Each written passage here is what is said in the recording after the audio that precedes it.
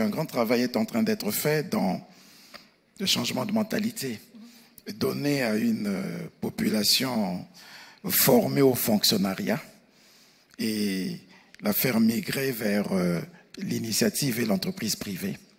Et c'est ce qui se fait, notamment en termes d'engagement agricole. Un vaste programme est mis en place par le gouvernement parlant des zones agricoles protégées pour amener les populations des zones rurales à mieux s'organiser, à se lancer dans l'activité agricole avec l'accompagnement de l'État qui apporte tout le système d'aménagement des terres, de mécanisation et de fertilisation des sols,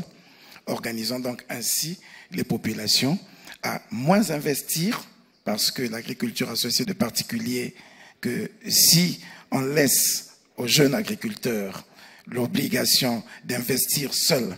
sur la fertilisation, l'aménagement, la mécanisation, il ne pourra pas entrer dans son investissement et ça risque de le décourager. L'État est donc obligé d'accompagner ce processus en réduisant les charges d'investissement des populations primo-entrepreneurs, de sorte qu'elles ne pourront investir que leur propre main-d'œuvre. Et c'est au travers de cette main-d'œuvre, accompagnée par l'État, qu'elles peuvent réaliser des bénéfices pour la survie, améliorer donc leur pouvoir d'achat, se donner donc un emploi par ce biais. Et c'est pour cette raison que nous avons fait le lien entre l'objectif numéro 2 de fin zéro et l'objectif numéro 8, parce que par l'agriculture, on va développer le plein emploi. Donc, il y a cet effort d'accompagnement qui se fait à ce niveau. Et bien entendu,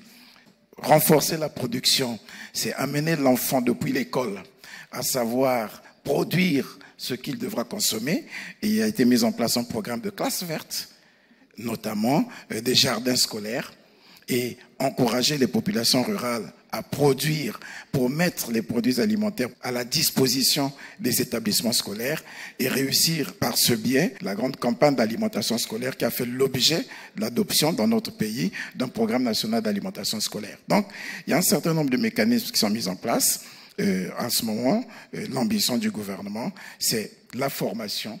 l'éducation, la sensibilisation des populations